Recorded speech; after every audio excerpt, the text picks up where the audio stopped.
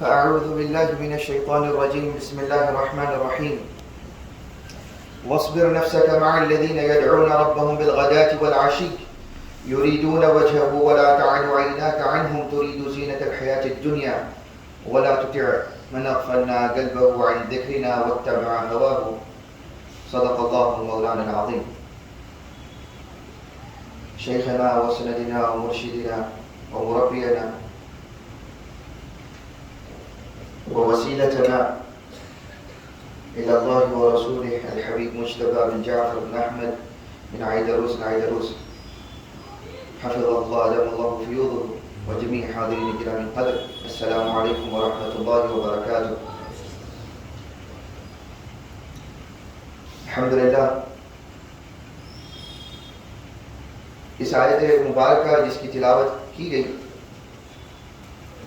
اس کے کئی ایک گوشوں پر سیدنا الحبیب کی اجازت سے اور آپ کی موجودگی میں بہت ساری باتیں گوشے گزار کی گئی، لیکن بارہا قرآن بحر علم ہے، بلکہ تمام ہی علوم کا سرچشمہ اور سمندر ہے، اس میں سے جتنے گوہر نکالتے جاؤ نکلتے جاتے ہیں. سیدنا و امامنا قدوتنا الحبیب عیدروس بن حسین عیدروس رضی اللہ عنہ ونفعنا به، آپ اپنے خطبات میں سے ایک جگہ پر ارشاد فرماتے ہیں کہ خاص طور پہ سالکین طریقت عیدروسیہ کو، اپنے مریدین کو نصیحت کرتے ہوئے کہ قرآن کی کثرت کرو.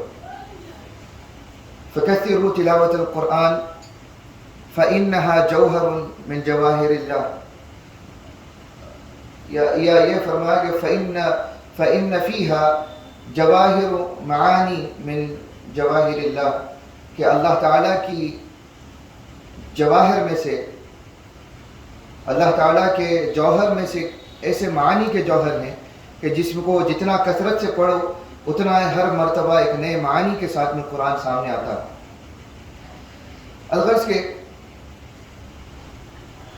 نصیحت ان وسیلوں کی اختیار کرنے سے جب قرآن کو پڑھا جاتا ہے تو قرآن مجید کئی ایک باتیں بیان فرماتا ہے، قرآن مجید کئی ایک باتیں بیان کرتا ہے اور سامنے لاتا ہے.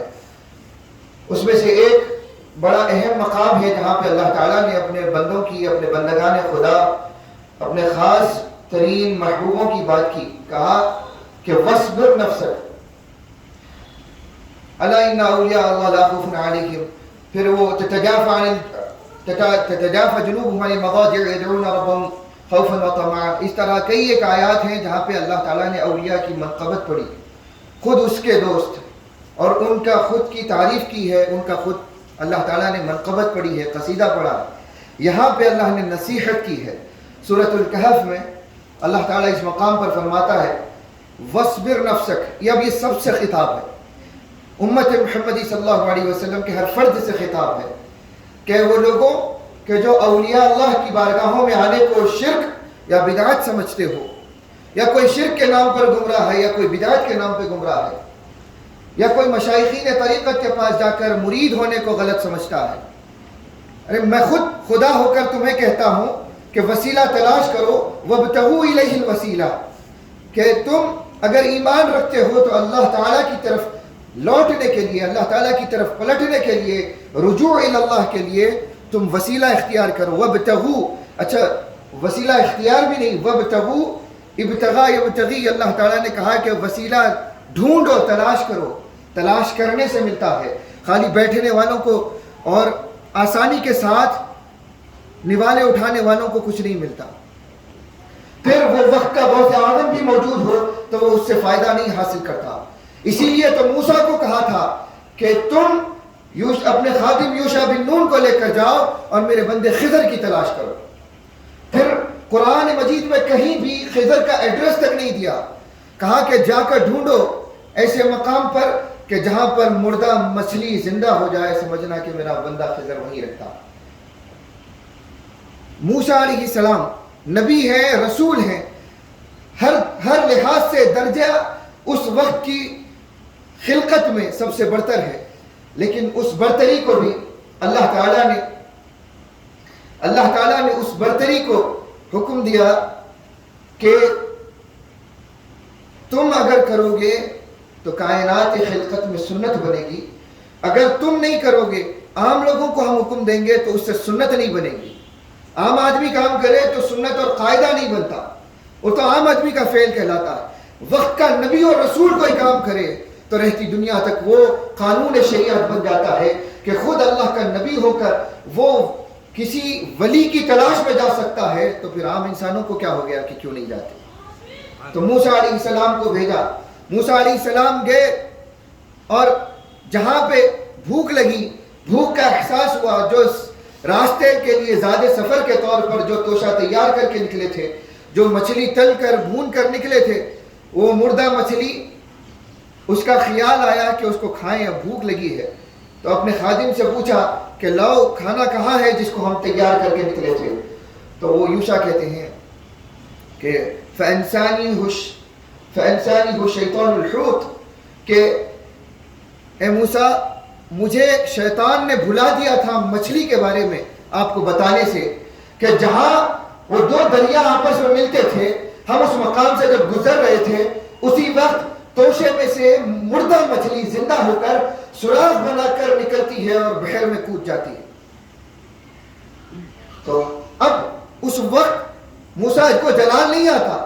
موسیٰ کہتے ہیں، قرآن گواہی دیتا ہے ان کی کلمات کی، ذَلِكَ مَا كُنَّا نَبْغِي فَارْتَدَّ عَلَىٰ آثَارِهِمَا قَصَصًا فَوَجَدَا عَبْدًا مِّنْ عِبَادِنَا آتَيْنَاهُ رَحْمَةً مِّنْ عِندِنَا وَعَلَّمْنَاهُ مِن لَّدُنَّا عِلْمًا. کہ قرآن کہتا ہے کہ موسیٰ جب ہی کہتے ہیں کہ یوشع واپس لوٹ چلو قدموں کے نشانوں پر، کہ کیا کہا کہ ذَلِكَ مَا كُنَّا نَبْغِي، یہ وہ مقام تھا کہ جہاں جس کی تلاش میں ہم نکلے تھے.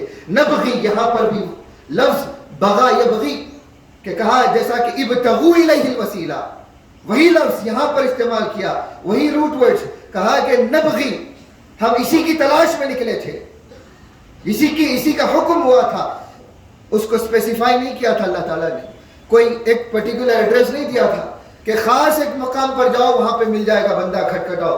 کہا کہ موسیٰ تمہیں بھی جانا ہے تو ڈھونڈنا ہے، تم ڈھونڈو گے تو آگے جا کے امت محمدی ڈھونڈے گی، تم نہیں ڈھونڈو گے تو یہ بیٹھ کر کھانے والی بن جائے گی. جو کوئی آتا ہے دامن پکڑ لیتے ہیں، کلمہ پڑھ لیتے ہیں اور کہتے ہیں کہ ہم ان کے مرید ہیں. مریدی اتنی سستی نہیں ہے، مریدی اتنی آسان بھی نہیں ہے کہ اگر تم کہتے ہو کہ تم مرید ہو تو پھر اللہ تعالیٰ کہتا ہے یا ایھا الذین آمنوا اشد حبا للہ، اگر تم ایمان کا دعویٰ کرتے ہو تمہارے اندر اشد حب ہونا چاہیے. محبت بھی نہیں کہا، اس کے اندر شدت کہا. شدت محبت ہو تو تم سچے ہو. فَإِن تَمَنَّوُا الْمَوْتَ إِن كُنتُمْ صَادِقِينَ، اور کہا کہ اگر سچے ہو تو پھر موت کی تمنا کرو. موت، یہ زندگی نکل جانا تو آسان ہے، راستے میں نکلتے ہیں، کوئی ایک گاڑی مار دیتی ہے، مر جاتے ہیں، ختم ہو گئی. اتنی آسان موت کو بھی موت نہیں کہا. سخت ترین موت ہے وہ کہ جب مرید ہوتے وقت اپنے پیر کے ہاتھ پر تم وعدہ کرتے ہو جس کی پابندی کا، وہ موت ہے، وہ نفس کی موت ہے کہ تمہیں زندہ بھی رہنا ہے. تو کیا حضور نے اشارہ کیا اس موت کے بارے میں، کیا کہا؟ موتوا قبل ان تموتوا، کہ موت آنے سے پہلے مر جاؤ. تو کون سی موت ہے موت آنے سے پہلے مرتے ہیں سو؟ کہا کہ اپنے نفس کو مارنا. سب سے پہلا بنیادی وعدہ کیا کرتا ہے ایک مرید؟ جھوٹ. ہم وعدہ لیتے ہیں کہ جھوٹ نہیں بولنا، یہاں سے دامن پکڑے تک تو کوئی جھوٹ نہیں بولتے، نکلتے ہیں دروازے کے سامنے کے غلط بات کہتے تھے. تو یہی تمہاری ارادت ثابت ہو گئی کہ کیسی ہے، یہی ارادت واضح ہو گئی کہ تم کتنے سچے بن گئے. تو وعدہ خلافی کرنا ہی وہاں پر ارادت کو توڑ دیتا ہے. تو یہ بات کہ جھوٹ نہیں بولنا، دھوکہ نہیں دینا. دھوکہ تو اتنا آسان ہے کہ خود اپنے آپ کو دھوکہ دیتے ہیں کہ ہم دھوکہ نہیں دے رہے، خود دوسروں کو دھوکہ نہیں دے رہے، کہ کر خود اپنے آپ کو دھوکہ دیتے ہیں کہ ہر دوسرا شخص بلکہ اپنے خود کے گھر والوں کو ہر بار پر، ہر گام پر دھوکہ دیتے ہیں، ہر لحظہ دھوکہ دے رہے ہیں. ایک بات کی ایک بات کہہ دیتے ہیں لیکن پھر کہتے ہیں کہ ہم دھوکے باز نہیں. حاضرین مکرم، ارادت یہ ہے کہ جس کے اندر شدت ہو اور شدت محبت ہو. شدت محبت اتباع کو بلاتی ہے, اطاعت کو بلاتی ہے, اطاعت پیروی کی طرف بلاتی ہے. تو وعدہ خلافی نہ کر. اللہ تعالیٰ نے اب یہاں پر کہا کہ جب موسیٰ علیہ السلام پہنچے, فارتد علی آثارہما, جب اپنے قدموں کے نشانوں کے اوپر واپس لوٹ کے چلے تو فوجدا عبدا من عبادنا, معلوم یہ ہوا کہ اللہ نے ایک ہی علامت بتائی تھی کہ موسیٰ جہاں پہ تم مردہ مچھلی کو زندہ ہوتا ہوا پالو وہی مقام میرے بندے خضر کا ہے, وہاں پر تمہیں میرا ولی مل جائے گا. تو معلوم یہ ہوا کہ جہاں موت حیات میں بدل جائے وہاں پہ اولیاء رہتے ہیں. خود سب سے بڑی کرامت کی طرف اللہ نے اشارہ کر دیا. لوگ کرامتوں کے منکر بن جاتے ہیں. تو یہ کیا ہے؟ کہا ہم نے تو نہیں لکھا, نعوذ باللہ استغفر, نہ کسی صحابی کی ایجاد ہے, نہ رسول اللہ صلی اللہ علیہ وسلم کا اپنا کلام ہے. وہ کلام خداوندی ہے جو حضرت موسیٰ علیہ السلام کے واقعات کو اللہ تعالیٰ نے حضور اکرم صلی اللہ علیہ وسلم کے اوپر نازل کر کے خبردار فرمایا کہ ایسا بھی ہوا تھا کہ مردہ زندہ ہوتے ہیں اولیاء کے پاس. بلکہ ابھی ایک خاص بات یہاں پہ یہ آ جائے کہ لوگ تو کہتے ہیں کہ اولیاء کیسے زندہ کرتے ہیں, اللہ زندہ کرتا ہے, اللہ زندہ کرتا ہے. زندہ اللہ ہی کرتا ہے, اللہ کے واسطے ہیں. اللہ خود کر کے نہیں دکھاتا تمہیں, آؤ میں بتاتا ہوں ایسا کرتا ہوں. اللہ کہتا ہے کہ آؤ میرے بندوں کے پاس, ان کی نشانیوں میں دیکھو وہ میری طاقت کے ساتھ کام کر رہے ہیں. قادر مطلق نے اپنے بندگان عبد القادر ایسے بنائے ہوئے ہیں مقام مقام پر کہ جو موت کو حیات میں بدلنے کا کام کرتے ہیں اللہ کی طاقت سے. کبھی خود ہم نے ہمارے شیخ و مرشد سے نہیں سنا کہ ہم ایسا کر رہے ہیں, ہم ایسا کر دیے تھے. کہا کہ اللہ نے چاہا تھا. کہتے ہیں اللہ چاہا تو ہوا. کبھی یہ تو نہیں دعویٰ کیا کہ میں نے چاہا تھا تو ہوا. اور یہی خاصیت ہے جس کو سکھانے کے لیے موسیٰ علیہ السلام کو بھیجا تھا. ابھی اس کی تفصیلات ہیں انشاءاللہ, وہ پھر کبھی. یہ جو نقطے کی طرف آنا ہے وہ یہی ہے کہ موسیٰ علیہ السلام کو بھیجا تو جو دو دریا ملتے تھے وہ کیا تھا؟ کیا وہاں پہ حضرت خضر نے دم مارا تھا کہ مچھلی زندہ ہوئی؟ وہ تو وہاں سامنے تھے ہی نہیں. سامنے ہوتے تو خود موسیٰ علیہ السلام ملاقات کر لیتے. تو ہوا کیا تھا؟ تو مفسرین یہاں پہ اس آیت کی تفسیر میں لکھتے ہیں کہ وہ جو مرج البحرین کا جو مقام تھا جہاں پہ مردہ مچھلی زندہ ہوئی تھی, وہاں اس آب و ہوا کی صرف تاثیر یہ ہے کہ خضر علیہ السلام وہاں پہ وضو فرماتے تھے. تو جہاں اللہ کا ولی وضو فرمائے, صرف اس کی آب و ہوا اور انوائرمنٹ میں یہ تاثیر پیدا ہو جاتی ہے کہ وہ مردوں کو زندگی دیتا ہے. تو پھر خود ذات ولایت کا کیا معاملہ ہوگا؟ کس کو خبر ہے کہ ولایت کیا؟ ولی کا چرچا کرتے ہیں, قطبیت کے چرچے کرتے ہیں, ہمارے پیر قطب الاقطاب ہیں, فلاں ہیں, یہ ہیں. تمہیں پتہ نہیں ہے کہ کیا ہے, تمہیں پتہ نہیں ہے کہ کیا ہے. یہ مراتب ہماری ذہنوں سے ماورا ہیں, ہماری عقل پر اترتے نہیں ہیں. ہمیں پہلے تفویض کرنا ہے, اپنے آپ کو سپرد کرنا ہے, تو تب جا کر تو وہ موتو قبل ان تموتو کا فرمان کہ سیدنا شیخ عبد القادر الجیلانی رضی اللہ عنہ, 11ویں شریف کا ہی رات کی بات تھی جو 11ویں شریف, تو تبرکاً آپ کا بھی ذکر, کیونکہ بہت سارے احباب شجرہ لیتے ہیں مرید ہونے کے بعد, تو انہیں پتہ ہونا چاہیے کہ وہ اس سلسلے میں مرید ہوتے ہیں تو بیک وقت دو طریقت میں مرید ہوتے ہیں. ایک سلسلہ عالیہ بعلویہ عیدروسیہ میں, دوسرا ہے طریقت قادریہ میں. اور جب شجرہ دیا جاتا ہے تو دونوں ہی مشائخین طریقت کا شجرہ بازو بازو ہے, اور وہ اس کو پڑھیں تو معلوم ہوگا کہ سلسلے کی سند کہاں سے کہاں جاتی ہے. تو خیر, سیدنا شیخ عبد القادر جیلانی رضی اللہ عنہ کی اسناد پر, آپ کے خرقہ خلافت پر سیدنا شیخنا و امامنا الغوث العظم الحبیب ابو بکر صاحب العدن بن عبداللہ العیدروس الاکبر نے فخر کیا ہے. 16 سے زیادہ واسطوں سے قادریت کی سند اور خرقہ خلافت حضرت سیدنا حبیب ابو بکر کو پہنچا. باوجود اپنے والد کے سلسلہ عیدروسیہ کی اور بعلویہ سلسلے کی ارادت کے ساتھ ساتھ سیدنا حبیب عبداللہ العیدروس نے سلسلہ قادریت کی بھی اجازت دی تھی, لیکن ان کے علاوہ کئی مشائخین نے سیدنا حبیب ابو بکر کو سلسلہ قادریت کی 16 سے زیادہ واسطوں میں, جس کا آپ نے اظہار کیا الجزء اللطیف فی تحکیم الشریف میں, اور کہا کہ مجھے فخر ہے کہ اتنے واسطوں سے مجھے سیدنا शेख अब्दुल कादिर जिलानी की और इजाज़त और इरादत हासिल है, बावजूद इसके कि मैं अपने वालिद के तरीक़त को मुकद्दम रखता हूँ, लेकिन ये चूँकि वली की बरकत है तो मुझे पसंद है। और सैयदना हबीब अबू बकर वो पहले शख्स हैं कि जिनकी बरकत से वस्ती अफ्रीका में सबसे पहले कादरियत इंट्रोड्यूस हुई। सेंट्रल अफ्रीका और फिर इथोपियन लैंड्स में सबसे पहले कादरियत को इंट्रोड्यूस करवाने वाले सैयदना हबीब अबू बकर हैं, जिसे आपने अपने खास मुरीद और शागिर्द को इजाज़त और खिलाफत कादरियत देकर कहा था कि तुम इस सिलसिले का काम वहाँ पे करो। और वहाँ से लेकर मॉरिशस तक जितने सिलसिले कादरियत में बैत हैं और सिलसिले रिफाइया में बैत हैं, अक्सर की सनद हज़रत सैयदना हबीब अबू बकर से होकर फिर मशाइखीन बानविया से होकर आगे पहुँचती। तो ये बरकतें इस खानवादे की हैं, जिसको बहुत सारे लोग जानते हैं तो पर्दे में डाल देते हैं, या नहीं जानते हैं तो कोई मेहनत भी नहीं करना चाहता, सिर्फ मुरीद है काम चला लो, मुरीद है फला के काम चला लो। तो हाज़रीन मुहतरम, मूतू क़ब्ल अन तमूतू का फरमान सैयदना शेख अब्दुल कादिर जिलानी उसकी तफसीर करते हुए कहते हैं कि अल मुरीद फी यद शेख कल मय्यित अला यदिल गस्साल, कहते हैं कि मुरीद अपने पीर के दामन से जब बैत हो जाता है तो उसकी कैफियत उस मस्जिद की जैसी है कि जो गस्साल के हाथ में होती है। गस्साल जैसे चाहता है उसको पलटाता है, उठाता है, बिठाता है, जैसे चाहे पानी मारता है, वो हरकत नहीं करती, उठाता है, बिठाता है, कभी इस पहलू कभी उस पहलू, कभी हाथ उठाता है, कभी पैर, कभी नाखून पकड़ देता है, कभी कुछ करता है, किसी को पता। बाल, आप हमारे बालों के ऊपर कोई तेजी से हाथ फेरे तो हमें महसूस होता है, तकलीफ होती है, आह निकलती है, लेकिन मैयत की नहीं निकलती।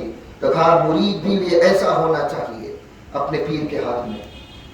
जरा से इम्तिहान हो जाए, जरा सा मुंह पे दरवाजा क्या बंद कर दिया जाए तो लोगों की चीख, बल्कि लोगों की इरादतें अंदर से निकल पड़ती हैं और कहते हैं कि अरे वो ऐसा कर रहे हैं, हम तो उनसे फायदा लेने के लिए गए, हम तो मुरीद थे, क्या ऐसा करते हैं क्या, मुर्शिद ऐसा करते क्या, वो वैसा करते क्या।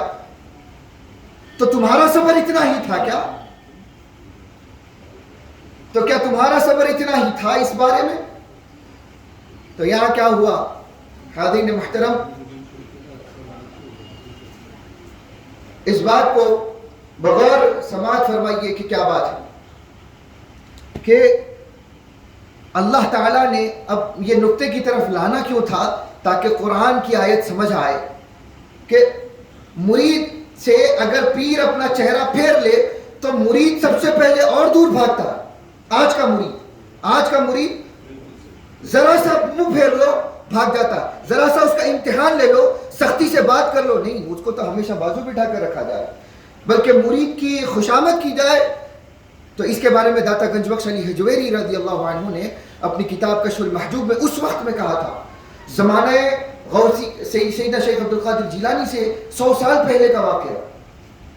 कश्फुल महजूब में आप फरमाते हैं कि आज के पीर मुरीदों के मुरीद हैं, अल्लाह के नहीं।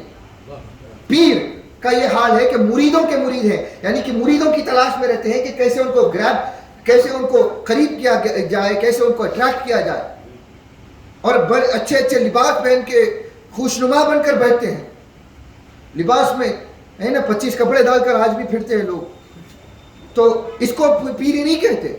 नहीं, ये हंसी के अलावा की बात है, गौर व फिक्र की बात है कि आज तमाशा ऐसा है कि इसके बारे में अकाबिरीन ने पहले कहा, ये हमारी जुबान नहीं है, नऊज़ु बिल्लाह। हम खुद तालिब हैं, हम खुद गुनाहगार हैं, तो हम कैसे किसी के ऊपर जिरह कर सकते हैं? हम तो सिर्फ बड़ों की बात कहते हैं और हम उस बात पर अमल करना चाहते हैं। तो मुरीद से जरा सा चेहरा फेर दो, जरा सी आजमाइशें ले लो तो मुरीद मचल जाता है। ए मुरीद, क्या इतनी ही थी तेरी ताकत कि अल्लाह ने क्या कहा, फस्बिर। अल्लाह ने कभी नहीं कहा था कि यह आसान होगा, कहा कि सब्र कर, सब्र के साथ अपने आप को जमा कर बैठ। तू कभी इनका मिजाज नहीं समझेगा, कभी एक लम्हे में एक बात कहेंगे, दूसरे ही लम्हे कोई दूसरी बात आ जाएगी, तू कहेगा कि पहले तो ये कहा था, तो यही तेरी इरादत खत्म। पहले क्या कहा था ये तुझे दोहराने की जरूरत नहीं, अब क्या कह रहे हैं, इस हाल में क्या है फरमान, अब देख। तेरे मिजाज का ख्याल करने नहीं बैठे हैं, تیرے اس مزاج کے اندر جہاں تجھے اپنا خیال ہے اس کو مٹانے کے لیے بیٹھے. جہاں تجھے اپنا خیال. اب اس کی مثال آپ پوچھیں, موسیٰ چلے کوہ طور پر, تیزی کے ساتھ میں آگے بڑھتے ہیں, اللہ رکا دیتا, آواز دیتا ہے موسیٰ کو, یا موسیٰ فخلعنا علیک انک بالوادی المقدس طویٰ. کس جرأت کے ساتھ تیزی سے آتے ہو؟ نیت خراب نہیں تھی, اللہ کے دیدار اور اللہ کے کلام کے لیے تیزی سے بڑھ رہے تھے. موسیٰ بڑھ رہے تھے. حاضرین مکرم, چشم تصور میں لائیے کہ موسیٰ علیہ السلام ہو اور اللہ کا بلاوا ہو تو کیسے بھاگتا ہے کوئی. لیکن بے ادبی کا بھاگنا اس فرمان کے اوپر بھی فوقیت نہیں رکھتا کہ حکم کی پیروی بھی ادب پہ کی جائے. جو بے ادب بن کر حکم کی پیروی کرتا ہے وہ پیروی اللہ کو قبول نہیں. تو بے ادبی سے آ رہے تھے, نالین پیر میں پہنے ہوئے, پہاڑ پر ہی تو آ رہے تھے. وہ کون سا اللہ کا مقام تھا یا اللہ کا گھر تھا؟ وہ طور جہاں پہ موسیٰ جا رہے تھے وہ اللہ کا گھر تو نہیں تھا, لیکن کہا کہ جہاں اللہ بات کرے وہ بھی مقدس جگہ. جہاں جن خانقاہوں میں اللہ ملتا ہے وہ آستانے بھی مقدس ہوتے ہیں. نہ وہاں زور سے بات کی جائے, نہ وہاں گالی دی جائے. زیر آسماں از عرش نازک تر, نفس گم کردہ می آید جنید و بایزیدی جا. کہ یہی تو جگہ ہے کہ جہاں پہ جنید و بایزید بھی جن اپنے مشائخین کے پاس جاتے تو اپنی نفس, اپنی سانس کو بھی تیزی کے ساتھ, اس کی آواز کو بھی آنا پسند نہیں کرتے تھے. اور آپ کھڑے ہو کر بڑی بڑی باتیں کر دیتے ہیں جرأت کے ساتھ میں. تو حاضرین مکرم کہا وَاصْبِرْ, صبر کر. ابھی صرف دو واقعات سنا کر اس صبر کے معاملے کو یہیں پہ ہم گفتگو کو لپیٹتے ہیں, کیونکہ اس کے اندر بہت سارے معنی و مفاہیم ہیں. اور جب بھی شیخنا الحبیب مجتبیٰ بن جعفر العلی دروش کی صحبت میں ہو تو وہ افتاح ایسا ہوتا ہے اور وہ خلاصہ ایسا ہوتا ہے کہ ہر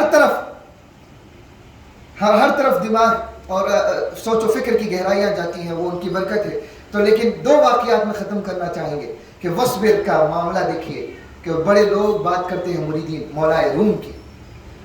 تو آئیے مولا روم کا واقعہ سن لیجیے. کیا حضرت مولا روم چلے ارادت کی خاطر, ارادت کرنے کے لیے شمس تبریز رحمۃ اللہ علیہ. ایک روایت تو آپ نے سنی ہے, وہ کتابوں کا کچا ہونا اور پھر نکالنا اور وہ اور وغیرہ, یہ اس سے ہٹ کر بات کرتے ہیں. یہ دوسری روایت بھی موجود ہے. حضرت مولا روم شمس تبریزی رحمۃ اللہ علیہ کا اپنے پیر و مرشد کا چرچا سنے. یعنی جب مرید تو نہیں ہوئے تھے, ابھی تو عالم تھے بہت اچھے, سارے روم میں اور پھر یہ عجم کے شہروں میں, اناتولیا اور یہ وغیرہ وغیرہ جیسی جگہوں سے آپ کے چرچے بہت شہرتیں بہت پہنچ گئی تھیں. آپ چل کر شمس تبریز رحمۃ اللہ علیہ کے مقام پر وہاں پہ پہنچے, ان کے گھر پر, ان کی خانقاہ پر. تو وہاں کیا دیکھا کہ دور کھڑے ہو کر دیکھ رہے ہیں کہ انتظار میں ہے کہ اندر بلایا جائے. لائن وغیرہ کچھ بھی نہیں ہے, لیکن پھر بھی دروازہ بند ہے اور دربان کھڑا ہوا ہے, اندر آنے نہیں دے رہا. کھڑے ہیں, کہا کہ دربان سے جب اندر آنے کی خواہش کی, دربان نے کہا کہ کھڑو, ٹھہرو, بلائیں گے تو جواب دیں. جب بلاوا آ جائے گا چھوڑ دیا جائے گا.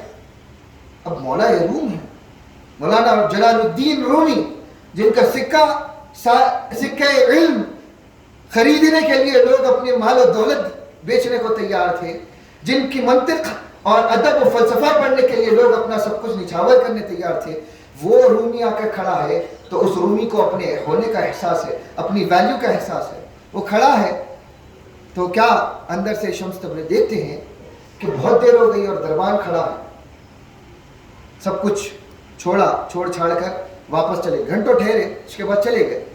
یہ دل میں سوچ کر کہ درے اولیاء را دربان نہ باشد, بس اتنا کہا, اولیاء کا دربار ہے تو دربان کی کیا ضرورت ہے. چلے گئے. رات ہوئی, خواب میں دیکھتے ہیں کہ درسگاہ میں بیٹھے ہوئے ہیں اور ایک فقیر جو ہے درسگاہ کے دروازے پر کھڑا ہو کر پورا خطاب سن رہا ہے. تب چھٹی ہوئی, تلامذہ اٹھ کر چلے گئے, آپ بھی چھٹی ہوئی, باہر نکل گئے. کیا دیکھتے ہیں کہ وہ فقیر کتابیں اٹھاتا ہے فلسفہ. جب تو انک سے لکھتے تھے نا, انک پین سے, سیاہی سے لکھتے تھے, تو کتابیں موٹی موٹی کتابیں, बड़ी अहमियत होती थी। आज उतनी अहमियत नहीं है, प्रिंटेड बुकों की भी अहमियत नहीं है। तो वो तो स्याही का पूरा सारा सरचश्मा होता था, सारी मेहनतें कलमबंद किए हुए थे। वो उठाई पूरी की पूरी ले जाकर खरीफ में हौज था, डाल दिया। वो जैसे ही डाल दिया, हजरत ख्वाब में मौलाना रूमी देखते हैं कि क्या हो गया, सर को पकड़कर हौज के सामने बैठ जाते हैं कि मेरा सारा इल्म ज़ाया हो गया, ज़ायद हो गया। तो शम्स तबरेज़ी देखकर मुस्कुरा रहे हैं। तो कहा कि गुस्से में आ गए, कहा कि क्या कर रहे हो? कहा कि ये चीज़, ये क्या चीज़ थी? तो कहा कि यहाँ चीज़ के तू न जाने थे, कि वो चीज़ थी कि जो तू नहीं जानता था। तो कहा कि ऐसा है। तो फिर हौज में कूदे, कूद कर वो फ़कीर ने किताबें निकाली, एक एक निकालते हैं, बजाय ख़तरात के धूल निकलती है, झटकते हैं तो धूल गिरती है। खोल कर देखा तो हर्फ का हर्फ वैसे ही। तो जब परेशान हो गए तो कहा ये चीज़। अब मौलाना रूम पूछते हैं कि ये क्या चीज़ है? इल्मस्त के तू न जाने, अब ये वो इल्म है कि जो तू नहीं जानता था, हम जानते हैं। कहा कि ये क्या हो गया? अब इतने में ही आँख खुलती है और आपको ख्याल होता है कि जिसके दरबार से लौट कर आया था ये उसी की तरफ इशारा। फिर गए, सुबह हुई, फिर गए, जाकर फिर दरवाजे के सामने। जब आए थे तो मौलाना रूम थे, अब आए तो उस इल्म के तालिब बनकर आए, खामोशी के साथ खड़े रहे। अब अंदर से बुलावा आता है, अभी दरबान को खबर भी नहीं की, ना दरबान को कहा कि अंदर जाकर कहो कि फला आया। अब दरबान भी बाहर है, ये भी खामोश रह रहे हैं। अंदर से दरबान को कहा जाता है कि दरबान बाहर मौलाना रूमी होंगे, अंदर भेजना। तो जैसे ही कहा परेशान हो गए कि इनको कैसे पता। अंदर गए तो सलाम हुआ, वालेकुम सलाम। शम्स तबरेज़ी रहमतुल्लाह अलैह, जो ख्वाब में जिस शख्सियत को देखा वही शख्सियत मौजूद। देखते ही पूछते हैं कि मौलाना हर चीज से पहले ये बताओ कि कल क्या सोचकर आए थे, क्या सोचकर चले गए? तो कहा कि इरादत की गर्ज से आया था, मिलने की गर्ज से आया था, गया इसलिए हूं कि दरबान को देखा। तो कहा कि दरबान को देखा नहीं, क्या सोच कर गए थे? वो शेर का पहला मिसरा तो बताओ। तो कहा कि दरे औलिया दरबार न बाशद। तो कहा कि औलिया के दरबार पे दरबान नहीं हुआ करते, क्योंकि उनके पास फकीरी है। फकीरी में उनके घर के अंदर कोई ऐसी चीज नहीं होती कि जिसके लिए दरबार को खड़ाना पड़े। तो शम्स तबरेज़ी आगे का मिसरा मुकम्मल करते हैं कि दरे औलिया दरबार न बाशद वगर बाशद ताकत दुनिया न आयत, कि कहा कि अगर मिलता है तो समझ जाओ कि दुनिया की ताकत अंदर ना आए, उसके लिए खड़ा थे। कहा कि इसलिए खड़ा जाता है कि दुनिया की ताकत अंदर। गिरे कदमों पे मुरीद हुए। उसके बाद साल हा साल उस फकीर मुर्शिद के लिबास और पैरहन और आपके बिस्तर को सरों पर उठाकर फिरे। दुनिया ने देखा कि मौलाना रूम थे, जिसके तलामिज़ा की तादाद ऐसी कि लोग दूर दूर से आकर उनका तालिब होना पसंद करते हैं, ये किसी और चीज का तालिब हुआ है। अब मौलाना रूम वस्बिर के मरहले में है। अब उनकी वस्बिर नफ्स का मायलदीन यदऊन रब्बहुम, कि अपने नफ्स को ऐसों की संगत में जमाओ कि जिनकी सोहबत में खुदा मिलता है, जो सुबह शाम अल्लाह के तालिब हैं, तुम्हारे तालिब नहीं। यदऊन रब्बहुम बिलगदाति वल आशी, सुबह शाम अपने रब की चाहत में है। युरीदून वजहहू, अल्लाह के चेहरे के मुरीद हैं, तुम्हारे मुरीद नहीं। जैसा कि दाता गंजबख्श अली हजवेरी ने कहा कि ये मुरीदों के मुरीद हैं पीर। तो पीर को किसका मुरीद होना? मुरीद तो पीर के होंगे। जो मुरीद आता है पीर का मुरीद होता। पीर किसका मुरीद होता है? पीर अल्लाह का मुरीद होता।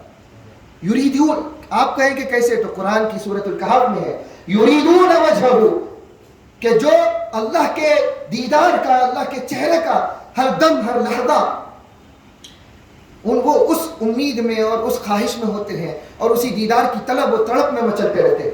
तो ये वो पीर हैं कि जिनके पास तुम्हें जमाए रहना। तो जमाए रखा।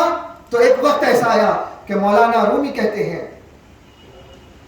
कि मौलवी हरगिज नशद मौलाए रूम ता गुलामी शम्स तबरेज़ी नबूद, के कहा कि ये मौलवी रूम हरगिज मौलाए रूम न कहलाता जब तक के शम्स तबरेज़ का गुलाम न होता। कहा कि जब तक इनकी गुलामी में ना आता, جب تک کسی پیر کے سامنے اپنے آپ کو تفویض نہ کرتا، ان کے ہاتھ پر میت نہ بن جاتا. وہ کبھی اٹھا رہے ہیں، بلا رہے ہیں، دن دھڑاکے میں بلا رہے ہیں، کام کا چھوڑ کر آنا پڑ رہا. میں عالم ہوں، کبھی اپنے گھر کے یا کبھی اپنی خانقاہ کے بیت الخلاء صاف کروا رہے ہیں، کبھی جھاڑو لے کر جھاڑو مارنے لگا رہے ہیں، کبھی صرف کھڑا کر رہے ہیں اور کہہ رہے ہیں کہ ٹھیک ہے کچھ وجہ سے بلایا تھا چلے جاؤ. ارے آئے اتنا وقت ضائع کیا، ارے خالد بلائے ملے بھی نہیں، بھیج دیے کس کے. تم کیا سمجھتے ہو وہ خالی ہوتا؟ اللہ نے موسیٰ کو بلایا تھا، بلا کر دیدار کی کہا تھا کہ مجھے بات کرنی ہے. لیکن جب موسیٰ آئے ہر چیز چھوڑ کر تو موسیٰ کو سیدھا بات نہیں کی، کہا کہ 30 دن بیٹھو. 30 دن معتکف کر دیا غار تور کے غاروں میں. اور جب بلایا تھا بات کرنے کو تو ظاہر سی بات ہے کچھ لے کر تو نہیں آئے ہوں گے کہ اتنا ٹائم لگے گا تو کھانا لے کر چلتا ہوں اتنے دن لگیں گے. چلے گئے تھے سیدھا. 30 دن بنا کھائے پیے ویسے ہی بیٹھے رہے. آج کا مرید تھوڑی دیر آتا ہے اپنی غرض سے، آ کر کھڑا رہتا ہے، ارے مل رہی نہیں چلے جاتا. اور ملنا نہ ملنا یہ تمہارے ہاتھ میں نہیں ہے. تم جس چیز کو ملنے آ رہے، جس چیز کے لیے ملنے آ رہے ہو، اس کی خواہشات کو تھوڑا بدل کر دیکھو، پھر کھڑ کر دیکھو، پھر بنا ملاقات کے جا کر دیکھو کیسے لطف آتا. ان دروازوں پہ کھڑے رہنے میں کیا برکت ہوتی ہے، ان کی تمنا میں کھڑے رہنے میں کیا برکت رہتی ہے، تمہیں بعد میں پتا چلے گی. کہ حضرت امام سیدنا امام الحداد رحمۃ اللہ علیہ ارشاد فرماتے ہیں، امام الحداد کے ایک مرید تھے، وہ فرماتے ہیں کہ امام الحداد کی صحبت میں کافی عرصہ رہا. اس عرصے میں ایک مرتبہ امام الحداد سیدنا حبیب عبداللہ بن علوی بن محمد الحداد قطب الارشاد، قطب الدعوت والارشاد، وہ ارشاد فرماتے ہیں کہ امام الحداد پیدا ہوئے تھے تو ایسی سخت بیماری 3 سال کے اندر ہی کچھ ایسے بیمار پڑ گئے تھے کہ والدہ ان کو لے چلی اور لے جا کر سیدنا سلطان الملح الحبیب عبداللہ بن ابی بکر العیدروس، مؤسس سلسلۃ عیدروسیہ بعلویہ، ان کی بارگاہ میں، ان کی قبہ میں، ان کی مزار مبارک کے پاس میں پیروں میں لے جا کر چھوڑ دی. کہا کہ میرا بیٹا مرنے کی حالت میں، امام الحداد تھے وہ، کہا کہ میرا بیٹا مرنے کی حالت میں ہے اور میں آپ سے لڑ رہی ہوں اس بارے میں کہ میرے بیٹے کو بچائے. کافی دیر کے بعد میں کیا دیکھتی ہیں کہ سیدنا حبیب عبداللہ العیدروس کی مزار مبارک سے ہاتھ نکلتا، سیدنا امام الحداد کے اوپر پھیرتے ہیں اور کہتے ہیں ان یکون عالما کبیرا وولییا شہیرا، کہ کہتے ہیں کہ یہ تیرا بیٹا بہت بڑا عالم بنے گا اور وقت کا ولی شہیر جس کی شہرت سارے عالم میں پہنچ جائے وہ ویسا بنے. امام الحداد یو کے میں رہ کر بھی دیکھا کہ وہاں کے برٹش سٹیزنز امام الحداد کی کتابیں پڑھتے ہیں اور اس سے استفادہ کرتے ہیں. کہا کہ امام الحداد کو، اور امام الحداد وہاں سے شفا یاب ہوئے، پھر زندگی آگے طویل ہوئی اور جو کچھ خدمات کی. امام الحداد 3 چیزوں پہ بڑا فخر کرتے تھے. کہا کہ میرے پاس 3 بڑی نعمتیں، ایک سیدنا حبیب عبداللہ العیدروس کا خرقہ خلافت، ان کا ہوتے ہوئے مجھے کسی کی خلافت اور اجازت کی ضرورت نہیں. حتیٰ کہ سلسلے قادریت کی خلافت آئی تھی، یہ بے حرمتی نہیں کی تھی، لیکن ان کا اپنی نعمت پر اعتماد اتنا تھا کہ جب خرقہ قادریت پہنچا تو کہا کہ مجھے سیدنا عبداللہ العیدروس کا خرقہ کافی ہے، کہہ کر روانہ کر دیا. دوسرا کہا سیدنا شیخ ابی بکر بن سالم کی نسبت کافی ہے، ان کے مرید تھے، سیدنا عمر بن عبد الرحمن العطاس کے مرید تھے، تو کہا کہ یہ کافی. تیسرا کہا نسبت بعلویہ کافی، جس سلسلے میں پیدا ہوا ہوں، جن کی نسبتوں میں، جس خاندان میں پیدا ہوں کافی. 3 چیزوں پر فخر تھا. ان کا تلمیذ کہتا ہے کہ ایک وقت میں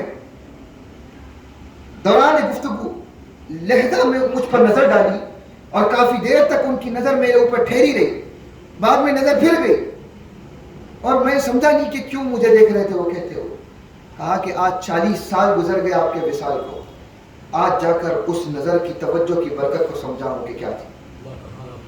تو اولیاء و صالحین کے در پر آنا، ان کی توجہ میں رہ جانا، تمہیں پتہ ہی نہیں کہ کیا. تو جو آخری بات کہنی تھی وہ تھا واقعہ جو پہلے بھی آپ کو بتایا، لیکن سبق کو یاد کرانا اور اس کی مشق کرنا ضروری ہے. مشق ہوگا تو آپ کو بار بار وہ جمے گا آپ کے اوپر. بچے کو سلیٹ پر پہلے اے لکھتے ہیں، بی لکھتے ہیں، اس کے بعد بار بار ہاتھ پھیرتے ہیں تاکہ جم جائے، ہاتھ اس پر جم جائے. آپ کو بار بار سناتے ہیں تاکہ دل پر جم جائے. ایسا نہیں ہے کہ واقعات کم ہیں یا واقعات اور نہیں، پہلے ان پر تو جم جاؤ. وہ واقعہ یہ کہ حضرت جنید بغدادی کے درس میں ہر وقت یہ ہوتا کہ ایک کتا آ کر بیٹھتا تھا سب سے پیچھے کی صف میں کتا آ کر بیٹھتا تھا. وہ کتا لوٹتا نہیں تھا تو مریدین اس کو بھگانے کی کوشش کرتے لیکن نہیں بھاگتا، اور بیٹھتا بھی کہاں تھا؟ سب سے آخر میں، کیونکہ پتا ہے کہ آگے اشرف المخلوقات بیٹھی ہے. کتے کو بھی پتا ہے کہ وہ کتا ہے. آج کل کتوں کو نہیں پتا ہے کہ کون کتے ہیں. یہ حقیقت ہے. اللہ کے رسول صلی اللہ علیہ وسلم نے فرمایا کہ قیامت کے دن کئی ایسے جانور ہوں گے جو انسانی شکل میں اٹھائے جائیں گے. ان میں سے ایک اصحاب کہف کا کتا ہوگا. اور معلوم نہیں کہ پھر حضرت موسیٰ علیہ السلام اور حضرت سلیمان علیہ السلام کے جانور ہیں، اور بہت ساری آگے نبیوں کی چیزیں. تو کون سی چیز کل، کیونکہ دنیا میں کتے تھے لیکن شرف میں، فضیلت میں، چونکہ اولیاء اور انبیاء کے اتنے دلدادہ تھے اور اپنے آپ کو ایسا سپرد کر دیا تھا کہ ان کی محبت کامل ہونے کی وجہ سے ان کو کل قیامت کے دن انسانی شکل دے کر جنت میں داخل کیا جائے گا. اور حضور نے فرمایا کئی ایسے انسان ہوں گے جو اس دن ان کا جیسا مزاج تھا اس مزاج کے جانور کی صورت میں اٹھائے جائے گا. اللہ محفظنا منہ، کہ اللہ تعالیٰ ہمیں ان میں سے نہ رکھے کہ ہم ویسے ہو جائیں. لیکن آج یہ بات خیال رکھنا چاہیے کہ چلو آپ انسان ہی ہوں گے، لیکن آپ ہر کوئی اپنے آپ میں سوچے کہ آگے بڑھنے سے پہلے کس کے سامنے آگے بڑھ رہا ہے، کس کے بازو سے بازو لگا کر بیٹھ رہا ہے یا کھڑا ہو رہا ہے، کس کے سامنے کیسے ہاتھ رکھ کر بیٹھ رہا ہے. ہر چیز دیکھی جاتی ہے. آپ سمجھتے ہیں کہ نہیں دیکھی جاتی؟ دیکھنے والے بہت ہیں جو دیکھتے ہیں، غور کرتے ہیں. گرفت یک لہجہ نہیں ہوتی کبھی. فرعون کو بھی ایک لمحے میں اللہ نے نہیں پکڑا تھا. اس نے دعویٰ کر دیا تھا کہ میں خدا ہوں. کہ اللہ نے پکڑ لیا اس کو؟ اللہ مہلت دیتا، بہت چھوڑتا. پتنگ کو ڈھیل دی جاتی ہے، پتنگ کو بہت ڈھیل دی جاتی ہے. اتنی ڈھیل کہ جب کھینچنا ہو یا تو اپنے پاس آ سکے، ہمارے اعتبار سے اڑ سکے، یا تو جب کٹ جائے تو ایسی کٹے کہ کبھی ہاتھ کو نہ آئے. یہی ہوتا ہے. یہ اولیاء کے پاس میں آنا بھی ہے آپ کو، حکم خداوندی ہے. اور ایسا صبر کرنا ہے کہ جہاں سے آپ اتنے ادب میں رہیں اور اتنا ہی آئے کہ جتنا ادب ہو سکتا ہے. سیدنا الحبیب مجتبی بن جعفر عیدروس ہمارے شیخ و مرشد کی زبان سے بارہا یہ کلمات سنے تھے ماضی میں. آج کل تو نہیں کہتے، خبردار کرنا چھوڑ دیا. ابھی کیا، ابھی قرآن اتر چکا ہے، اب پڑھنا ہے پڑھتے رہو، اس کے بعد میں بار بار تمہیں تلاوت کر کے نہیں سنایا جائے گا. تو کہتے تھے اتنا تیزی کے ساتھ ہمارے قریب مت ہو، جتنا تیز آؤ گے اتنا تیز چلے جاؤ. یہ بار بار کہتے تھے. جتنا تیز آتے ہمارے سے اتنا تیز چلے جاتے. یہ کہتے تھے. شاید آپ لوگ نے سنا ہوگا ابھی جو صحبت میں ہم تو بس چند ہی لمحات، کچھ لمحات ہی گزار سکے. تو حاضرین مکرم، بات یہ ہے کہ جتنا ادب ہو سکتا ہے، آپ کسی بھی پیر کے مرید ہوں، آپ کا پیر آپ کے ساتھ کو اتنا لاڑ و نخرے کرے کہ آپ کو بٹھا کر آپ کے اپنے منصب پہ بازو پہ کیوں نہ بٹھا لے، آپ کا پیر ہے. ہم صرف ہمارے شیخ کی بات نہیں کرتے. ہمیں ہمارے شیخ نے نصیحت کے لیے کھڑا کیا، ہمیں کچھ سنانے کے لیے کھڑا کیا، تو ہم فرق کی بات نہیں کرتے. کیونکہ ہمیں ارادت کے وقت کیا کہا گیا تھا کہ لا فرق بین الکافر والمسلم الا الصلاۃ، کہ مسلمان اور کافر کے درمیان کوئی فرق نہیں ہے سوائے نماز کے. تو ہم آپس میں پیر کے جھگڑے بھی نہیں کرتے. آپ کسی بھی پیر و منگل میں ہو، ہمیں ہماری جستجو اور ہماری ارادت کافی ہے کہ ہم کہاں، ہمارا قبلہ کہاں. اور آپ دوسروں کو برا کہیں گے تو کوئی آپ کی اصل اور آپ کے قبلے کو برا کہے گا. تو لہذا آپ کو کسی کو برا کہنے کی ضرورت ہی نہیں ہے. اور یہ بھی پچھلے ہی جمعرات کی بات ہے کہ شیخ مرشد کے ساتھ بیٹھے تھے کہ کہا کہ کسی کو برا مت کرو. تمہیں پتہ نہیں کس کی اچھائی کا، تو واقعی میں نہیں پتہ، چند چیزیں دیکھتے ہیں اور فیصلے کر دیتے ہیں. تو گرفت جب ہوتی ہے تو ختم ہو جاتے ہیں. حاضرین مکرم، اپنے جنید بغدادی کا وہ کتا جو ان کی صحبت میں بیٹھتا تھا، کل قیامت کے دن امید یہ ہے کہ وہ بھی انسانی شکل میں ہوگا. کیوں کہ بیٹھتا تو آخر میں تھا. جنید بغدادی کی ایک لمحہ توجہ پڑ گئی، کہا کہ یہ کتا کیا کر رہا ہے مجلس میں؟ تو کہا کہ حضرت یہ ہر وقت آتا ہے، بیٹھتا ہے، کاٹتا بھونکتا نہیں ہے، کسی کو چاٹتا نہیں ہے، گندا نہیں کرتا. کہا کہ ٹھیک ہے. نکل گئے، ختم ہوا آواز، نکل گئے. کتے کی ایک لمحہ جب نظر ڈالی، اس سے پہلے کتے کے وہ اطوار نہیں تھے، لیکن اس کے بعد میں ائمہ سیرت نگار کہتے ہیں کہ اس وقت سے اس خاص اس کتے کی حالت یہ ہو گئی کہ بغداد کی جس گلی کوچے میں بیٹھتا تھا، اطراف میں دوسرے کتے اس کا حلقہ بنا کر بیٹھ جاتے. اور کہا کہ معلوم نہیں کہ کیا کرتے تھے، معلوم نہیں، بات ہی نہیں، بھوکم بھاگی نہیں ہوتی تھی. انسان بھوکتے ہیں آج، اور ہم ہمارے پیر و مرشد کے پاس ہمارے کو یہ ہے، ہمارے پاس کیا ہے؟ وہ کتا ہو کر نہیں کہتا تھا کہ میں ان کے پاس سے اٹھ کر آیا ہوں. تو جو صحبت اور جو برکت ملی ہے اس کو یہاں جما کے رکھو، اور اس کے اوپر اپنے آپ کو اپنی شناخت کروانے کے لیے استعمال مت کرو، تو پھر کامیاب ہی کامیاب. اللہ تعالیٰ کہنے سننے سے زیادہ پہلے اس پھر کو عمل کی توفیق دے. اس کے بعد اللہ تعالیٰ ہم تمام کو ہماری ارادتوں میں کامل رکھے، ہمیں ہمارے شیخ و مرشد سے، ان کے واسطے وسیلے سے کامل طور پر انتفاع عطا فرمائے، نفع عطا فرمائے، ان کی ہر خیر و برکت. اور سیدنا حبیب عیدروس بن حسین عیدروس رضی اللہ عنہ کہ انشاءاللہ وہ شخصیت معظمہ کہ جس کی نالین کی گرد کی بھی بھنک نہیں ہے، اللہ تعالیٰ ان کی خیرات آپ کے وسیلے سے عطا فرمائے. ان کی کچھ ان کی راہ گزر کی خیرات اللہ تعالیٰ عطا فرمائے. اللہ تعالیٰ اس سلسلے کی جس کو بھی ارادت ہے اور جس بھی جگہ مرید ہے، اللہ تعالیٰ ہر اس سلسلے کا اس کو پابند رکھے. اللہ تعالیٰ کامل طور پر ہمیں فنائیت عطا فرمائے، اور پھر اس سلسلے کی ہر وہ خیر آپ کے ذریعے سے عطا فرمائے، اور آپ کو اس خیرات کو عطا کرنے کے لیے آپ کو طویل عمر عطا فرمائے. ہر زمانے اور ہر نسل کے لیے آپ کے اس رنگ اور آپ کے ڈھب کی ضرورت ہے. اللہ تعالیٰ آپ کو ہمارے لیے باقی اور قائم رکھے. وصلی اللہ علیہ وسلم.